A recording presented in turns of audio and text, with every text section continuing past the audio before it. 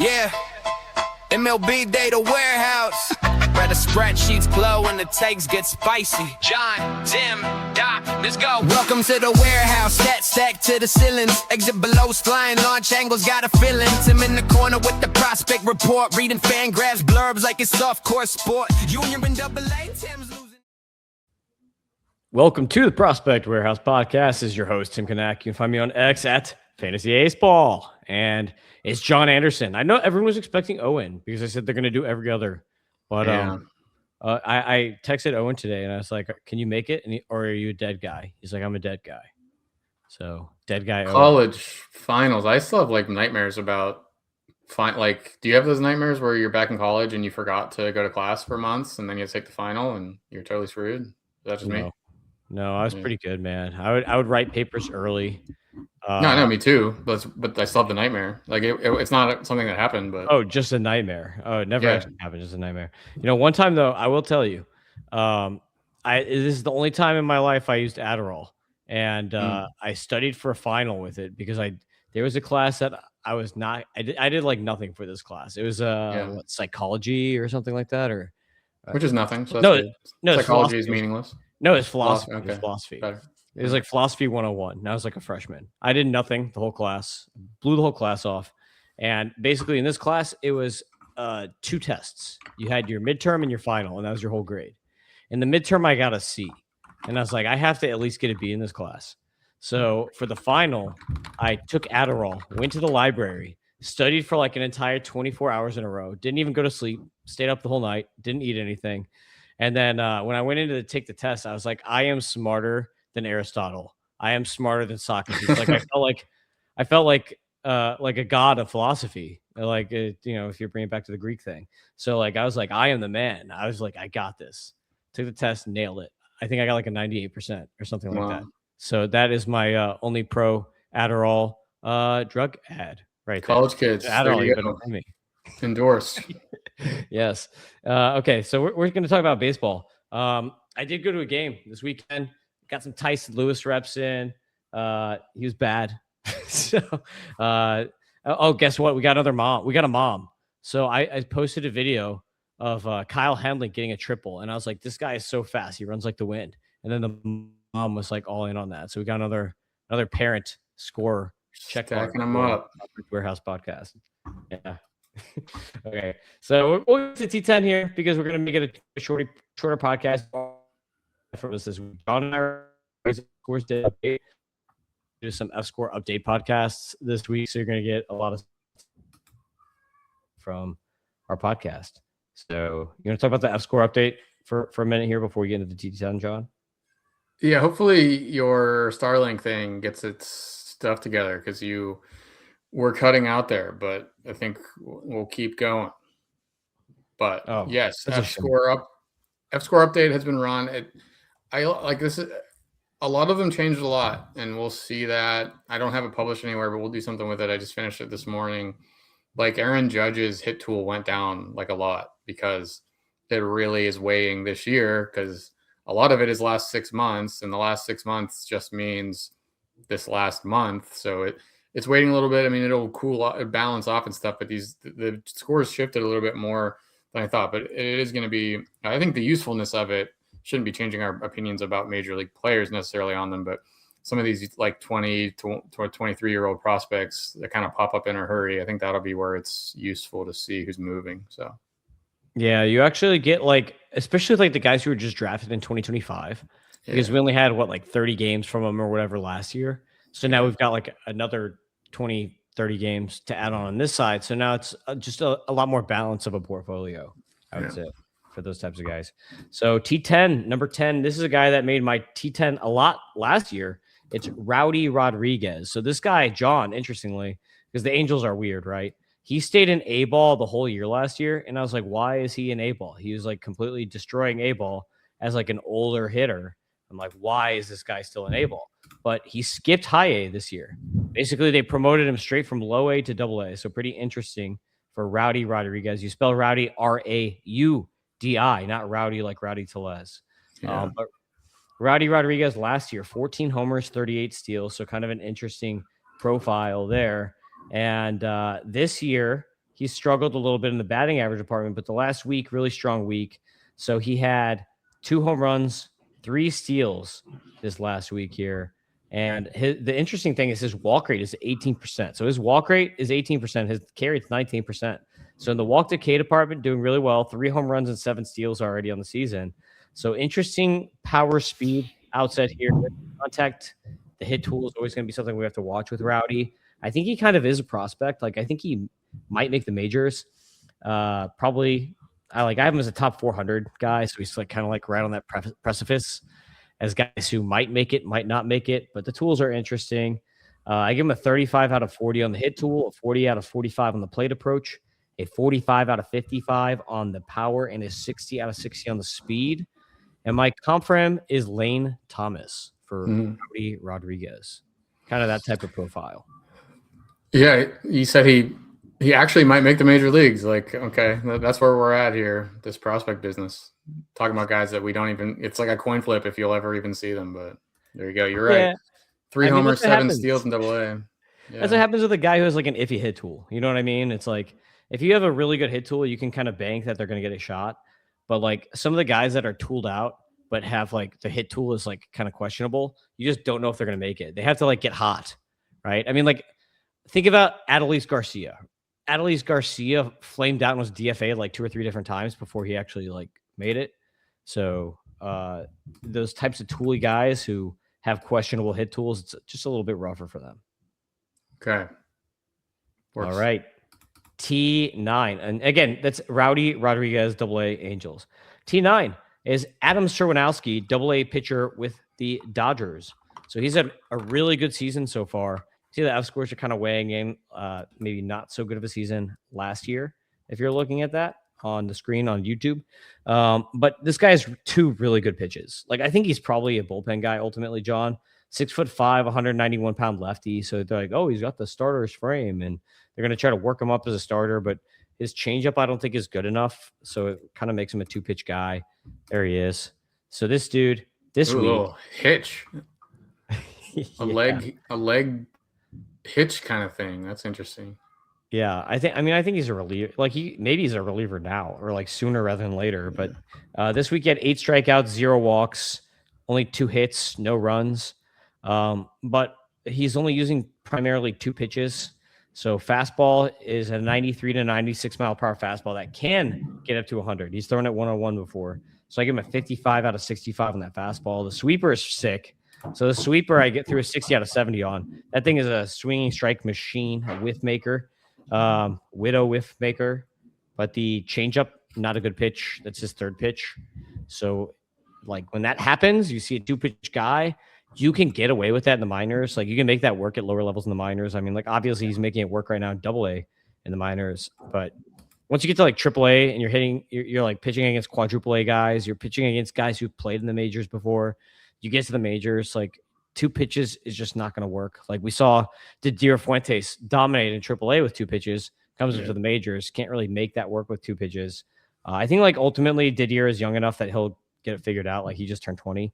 But I don't know if Serwanowski like has anything else he's working on to make that work. Cause it kind of looks like he's just weighing, like he's just like completely like, oh, it's fastball, sweeper, boom, to the grave. Rest in peace. Really something else. One more time. Rest in peace, the loogie. Right. They changed the rules a couple of years ago. You have to face at least 3 batters unless an inning ends, and like this guy would have been a lock to just come up and go get that lefty out like they used to be able to. But it's a tough world to be left-handed in, and baseball's not helping.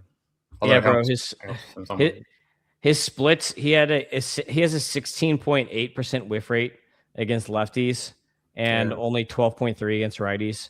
And the JAERA is a complete 1-run differential between lefties and righties. So yes, agreed. He would be the ultimate loogie if he could be. Gotta have a change up to do that. So yeah. Well, you might like my comp. My comp from Mason Montgomery.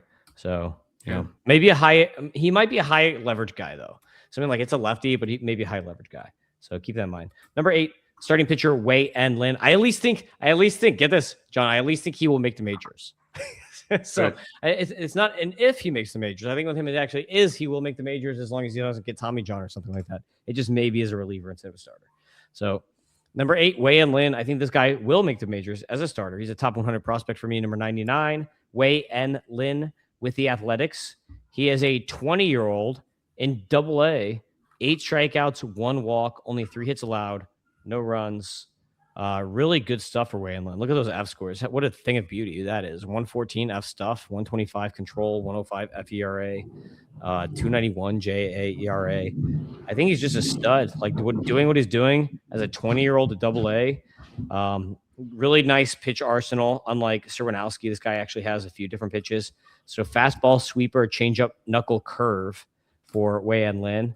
I threw a 60 out of 65 on the fastball, 55 out of 65 on the sweeper, which the sweeper, by the way, he's throwing 87 to 89 miles an hour. So it's like I don't know.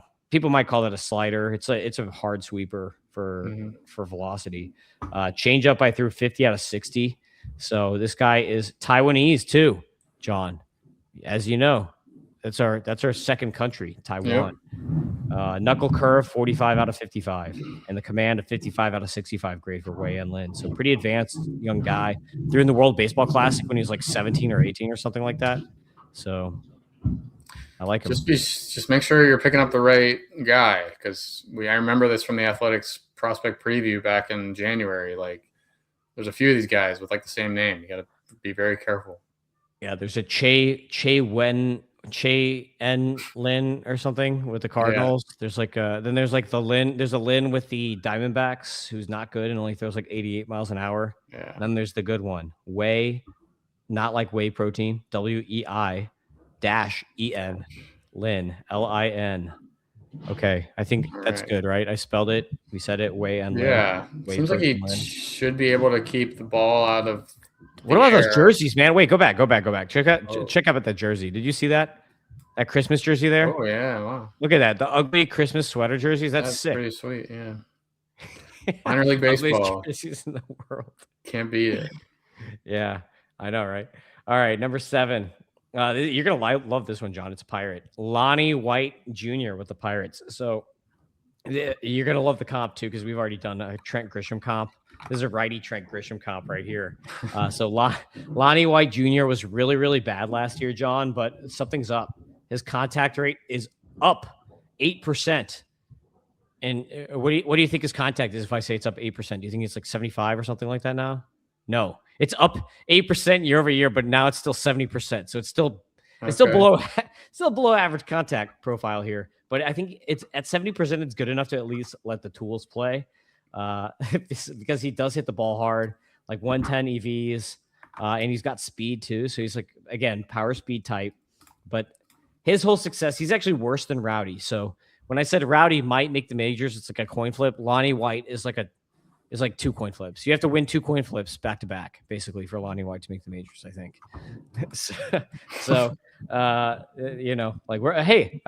We're going deep. This is the point of this podcast. How many guys have 7 homers and 7 steals this year in all of baseball? Let me tell you. Not many.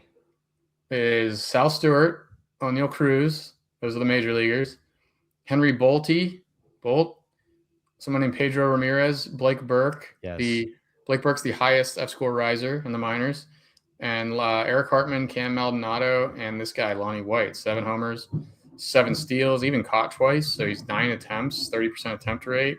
And like you said, I mean, I guess that contact rate, he's got 21% K rate, as you can see on the screen, which is down 16-ish points from last year with more walks. So, yeah, a lot of good here for Lonnie White, but not a ringing endorsement based on your last statement. But cool. Yeah, I mean, 70% contact is just so iffy. But, I mean, like, at least there's power and speed there. So there are like fun tools.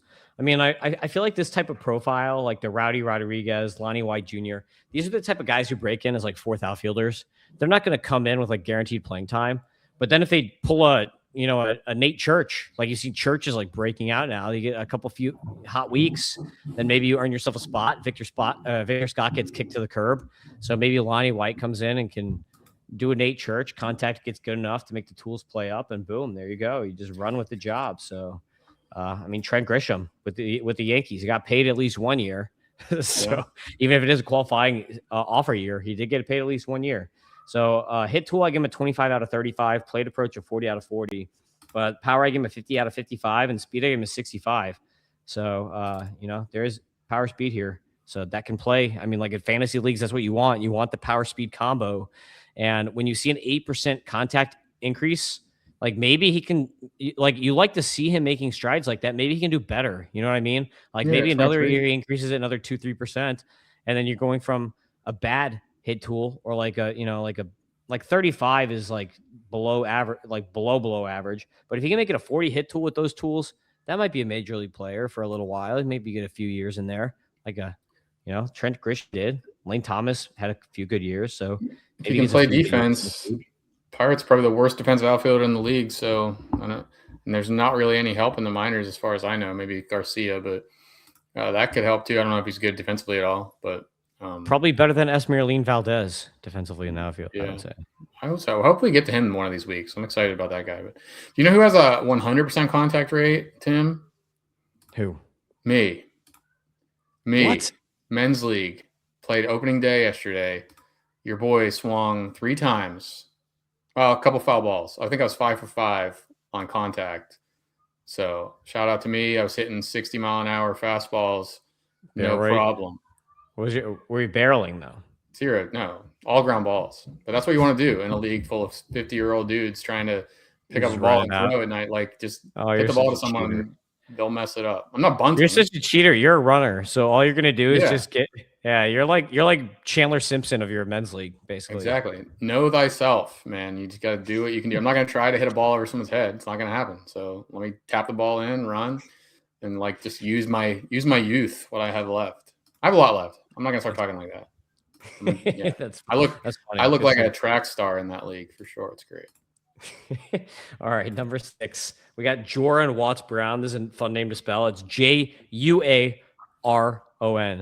So it's like Jew Aaron. Jew Aaron combined. Joran Watts Brown. So I just call him JWB. That's way better. So JWB here. This is a guy who just missed my top 150, John. He was 165 in my rankings. He did make the honorable mentions list even. So he did make that. But he had a really good week. So what did he have here? 8 strikeouts, 1 walk, no hits this week. Pretty good, right? If you get no hits in a game.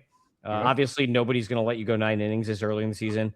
So there's a couple guys that are on our list here who threw quote-unquote no hitters, but they didn't go the full amount of innings that you need. They were like 5 innings or whatever. 5-inning no hitters.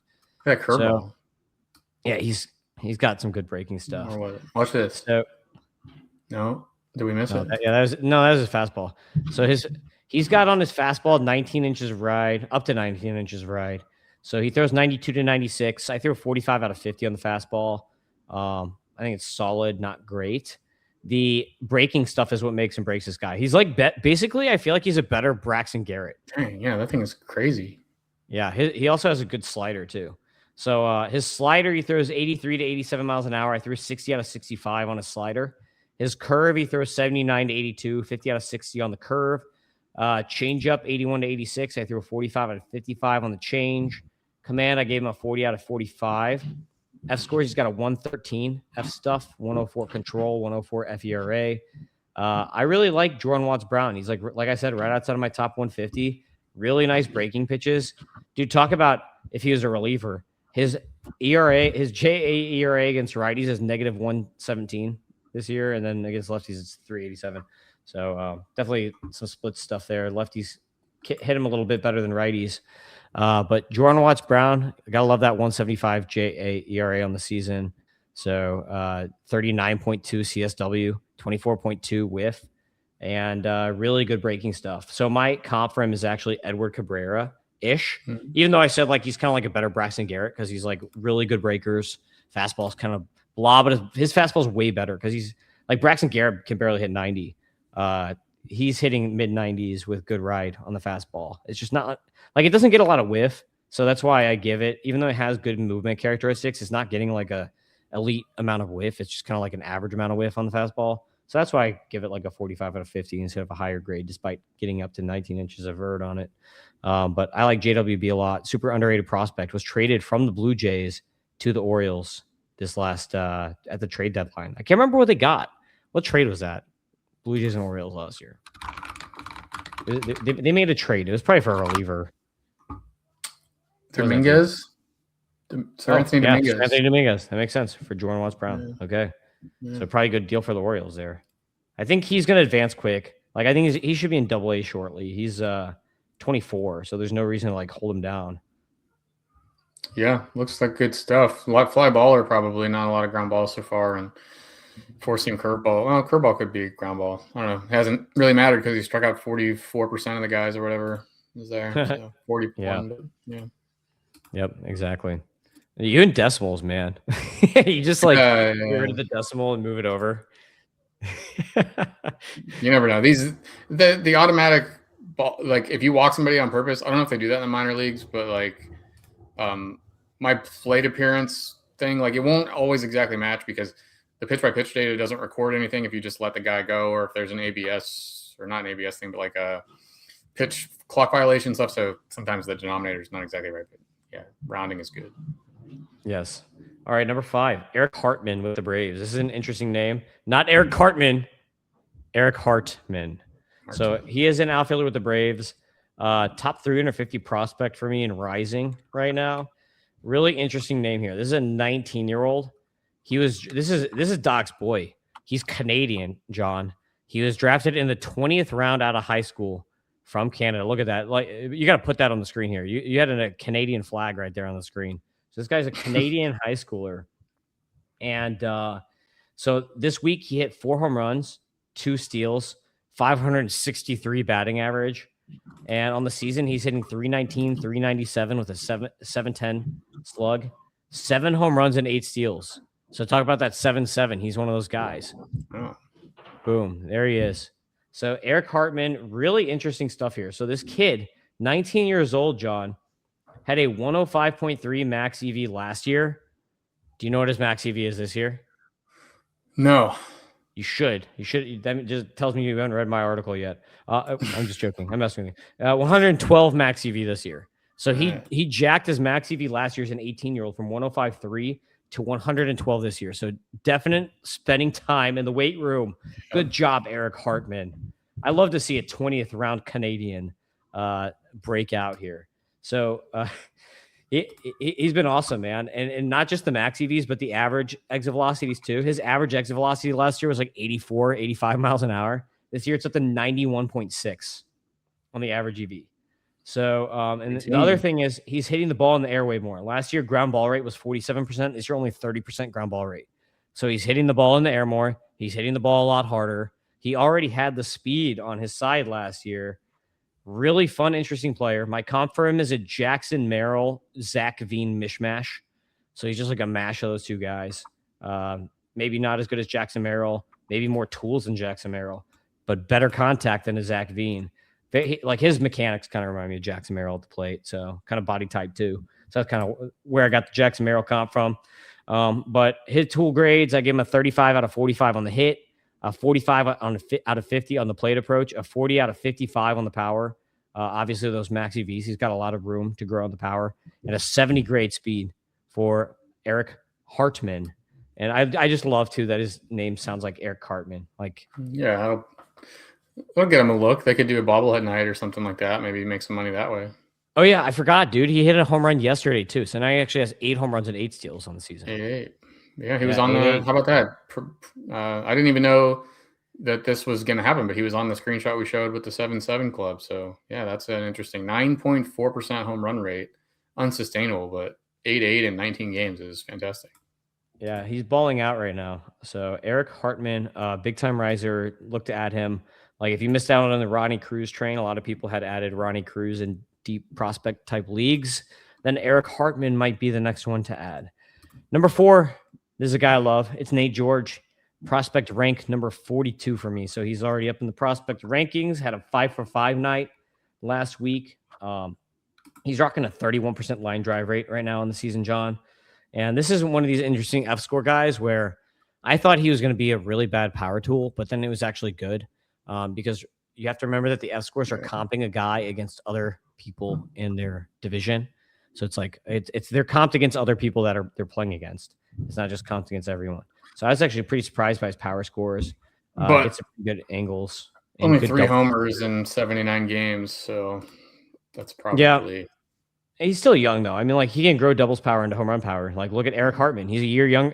Nate George is a year younger than Eric Hartman. Nate George could do what Eric Hartman did pretty easily. yeah. But Nate George has a better hit tool. So really good contact rates for Nate George. And where's his weekly stats? He had can't find it right now. 1 bomb, 6 steals. So this is one thing. Nate George got caught stealing like way too many times last year. He's way more efficient this year. So far, he's 10 for 12 this year, which is much more efficient than he was last year. He has 1, 2, 3, 4, 5, 6, 7. He's got 7 games in a row with a steal.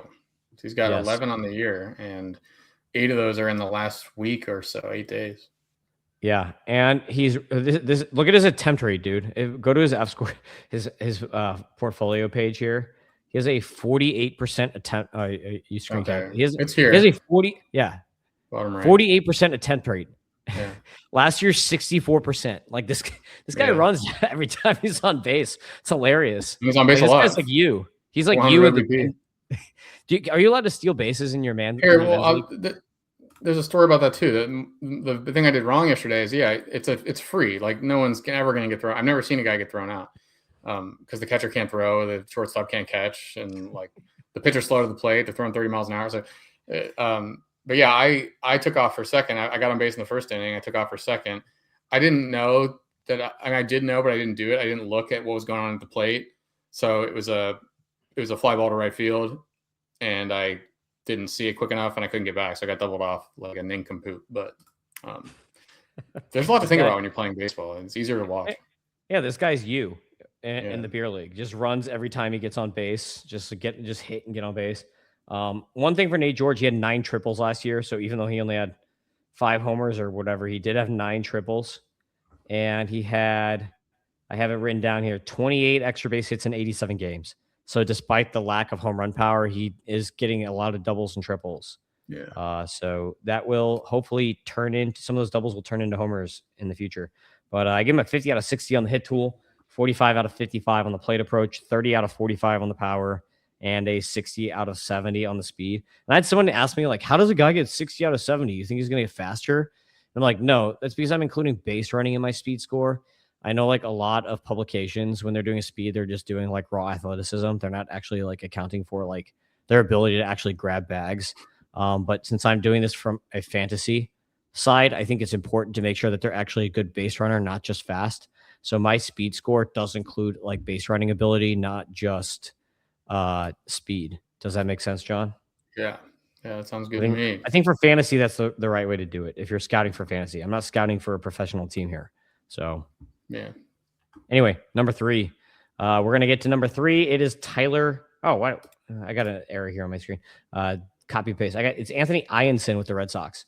So Anthony Ianson, really another no-hitter guy, right? Like no-hitter, pulled 4 after 4 2/3, 9 strikeouts, 0 walks. So technically he was pitching a perfect game through 4 2/3. This guy is super interesting, John. He was just drafted out of LSU in the 2nd round. And this guy in college was known as a command guy. Try to get some video up. This guy's fun. He was known as a command guy. And then this spring, he added like 3-4 miles an hour to his fastball. So in college, he was sitting 93. Now he's throwing 95 to 98 on the fastball. So I don't know if he went to Driveline. You know, like you went to Jared, you went to Driveline and added some velocity this offseason, and it makes him like way better. So this year, he has 27 strikeouts and 0 walks, John. Wow. 16 2/3 innings. So, yeah. Yeah. He's just an absolute baller this season. Big time move, going to be a big time mover. In my prospect ranks, he was ranked like top 300, but he's definitely better than that at this point in time. So pitch wise, he has a fastball that is getting up to 100 now, which is crazy when he's only throwing 93 last year. So 95 to 100 mile an hour fastball. I threw 55 out of 60 on the fastball. Oh, here's a slow-mo laser. He also throws a slider / gyro slider, whatever you want to call it. That one is going to be listed, John. I noticed on the some of the listings, it's got a slider and a cutter on it. So depending on whatever you're looking at when it comes to like pitch grades, That's actually the same pitch, whether you're looking at the cutter or the slider. Gyro slider gets that. I think you talked about that on one of your podcasts recently. Your solo one, actually, I think. But I give him a 60 out of 70 on that pitch. And then he throws a curveball that I threw a 45 out of 55 on, 80 to 84 mile per hour curveball. So basically a 3-pitch guy. He also has a changeup that he's messing around with. I think it's actually a splitter. But one of the things that I actually don't like about Ianson is everything is up and down. Like we've talked a lot about that with like Jonah Tong, for instance, where everything is vertical. Like he has no pitches that go east and west. So he throws a fastball that with ride, it's going to go up. Then he throws a curveball, which is going to dart down at like a 12-6. Then he's got his bridge pitch, which is the gyro slider right in between. But he has nothing that moves left and right. So it's kind of important or imperative that he develops that splitter. And then he probably needs a 5th pitch just with that arsenal. Like you almost need something like a sweeper or something that's going to also move so that righties can swing outside of the zone on it, because the changeup would be good for lefties, but he's going to want like a sweeper or something for righties, or like a real cutter. Like, I don't know, like instead of just the gyro slider, get like a real cutter. But he needs something that moves east and west. Otherwise, he's going to run into Jonah Tong syndrome, where he's just here dominating the minors with like ridiculous stats. And then as soon as he gets to the majors, he gets shelled like Tong. Good starting point, though, to work with. League professional baseball leading 48% K- walk. It's on the screen. Ianson, Pecco, Seth Hernandez, Kate Anderson, and our boy Mason Peters. So only 17 innings, but man, like 48, what'd you say, 21 strikeouts and no 27 strikeouts and no walks. Yeah, goodness. Look at that whip, 0.36 whip. Yeah, that'll play. It's hilarious. Anthony Ianson. Let's get through these last two here. Yeah, he needs to move up. So next, number 2. By the way, my comp for him is Max Meyer. I'll throw the comp out there. Number 2 is Ryan Weidman with the Padres. Ryan Weidman is a guy that we talked about in the Padres podcast, and we kind of liked him. Which is hilarious because the Padres have like the worst farm, but that podcast actually got a decent amount of views because it was kind of funny. I was shocked to see a Padre on this list. And I think it's the second time we didn't the one Indian name sounding guy was on here last week or 2 weeks ago or something. Indian name. Cash Mayfield. No, Cash. Sorry. That's not just Cash Patel. Yeah, Cash Mayfield. Yeah, Cash is fire. So we got Ryan Weidman here. Ryan Weidman, this guy's a lot of fun. Was drafted out of Western Kentucky. He was a JUCO guy his freshman and sophomore year, and then actually went to Western Kentucky's Division I. But he played Western Kentucky last year and was drafted in the 3rd round. He balled out last year, 398, 466, 652 slash in college with 10 homers and 45 steals. This guy is 6'4", 205 pounds, so we love the frame. He has F scores now that are all really good. 101 power, 100 hit, 102 discipline, 139 speed.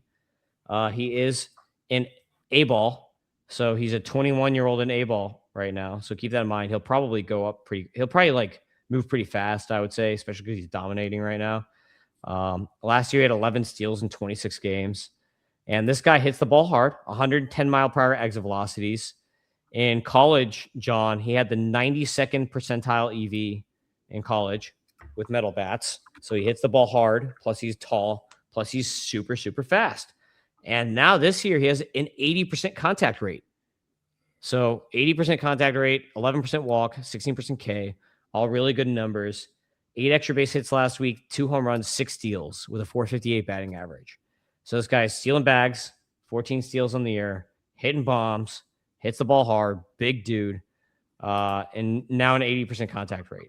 So I think this is a major prospect riser here. Hitting tool grades, I gave him a 35 out of 45 on the hit. Plate approach, I gave him a 40 out of 50. Power, a 40 out of 55, and a speed, a 65 out of 65. And my comp for Ryan Weidman is a righty Evan Carter with more speed and a worse plate approach. Yeah, he's a plus 12 in speed this year. 101 power has stayed the same. Some sample size stuff here, but yeah, that's impressive. The K rate's down 12 points, still walking. 16 steals, 21 games. Did you already say that? That's nuts. All right. Yeah. Brian Weidman, they need him. You'll see him for sure, right? Because the Padres are not gonna. I guess their outfield's okay with Merrill and Tatis probably aren't going anywhere, but they don't have a lot of. He's going to play second now, apparently, right? So they're kind of like the Padres are the opposite Dodgers, where the Dodgers just have so many prospects that guys get buried. The Padres, it's like they have nobody blocking anybody, and so they're like promoting Ethan Salas to Double-A as a 17-year-old. They're just like, please develop faster. We need you. It's like basically what's happening. So number 1 on the list is Braylon Payne with the Brewers. So more NL Central for you, John. I know you're feeling the NL Central pain of the Pirates being good, and I pun not intended there. The NL Central pain of the Pirates like being good, and then now like every team in the NL Central is good. So it's just sucks. Yeah. And Braylon Payne is going to be another piece of this for the Brewers because the Brewers are like always good. They're opposite San Diego, right? They can really develop. Yeah, they've got, and the good thing about them is they don't block their guys too. They'll just trade. So actually, when their guys are ready, they'll trade from their major league team to clear room for their minor league guys, so they actually get up and play with the team. Whereas the Dodgers just let their guys fester in the minors for like 6 years until they're irrelevant, and they're like, "Well, that sucked." Like I thought it was gonna be cool being a Dodgers prospect, get drafted, I get paid to get drafted, and then I'm just in the minors for like 10 years, and then by the time I get called up, I'm 28 years old, Ryan Ward. So they're like just ruining guys' lives, the Dodgers. But anyway, expand the MLB, right? All right. So Braylon Payne here, number 1. He actually hit another home run last night too. So he had what was it? 3 games with 3 home runs in a year.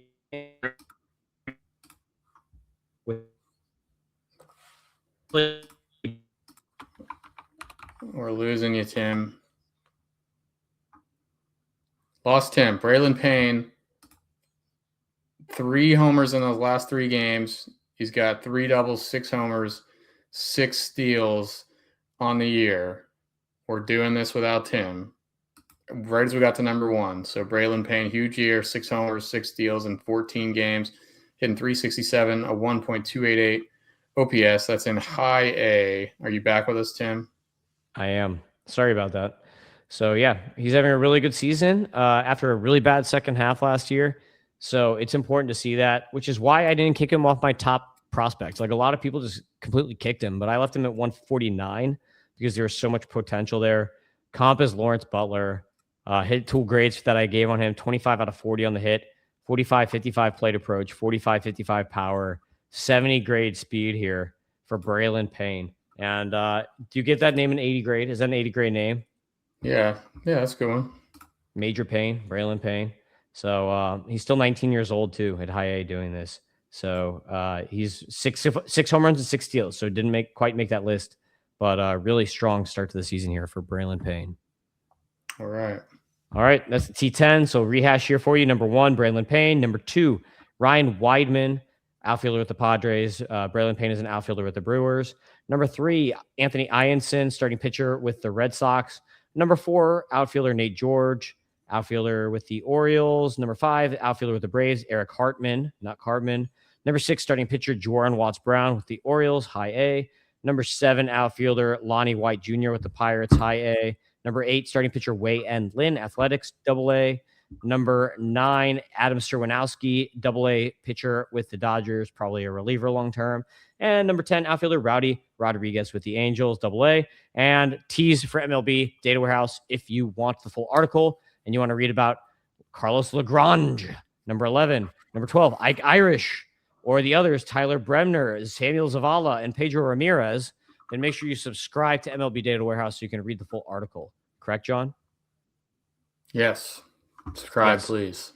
A lot of season left. Subscribe for Tim. Subscribe for Doc. Subscribe for John. Peace out, everybody. We'll see you next time. Big Data Warehouse. Yeah, we bring the spree. Prospects, DFS, betting strategy. John's grumpy, Tim scouting like a man possessed. Doc drafting comeback stories better than the rest. But the tools are elite and the content's free. And your fantasy trophy gonna look prestigious. ML.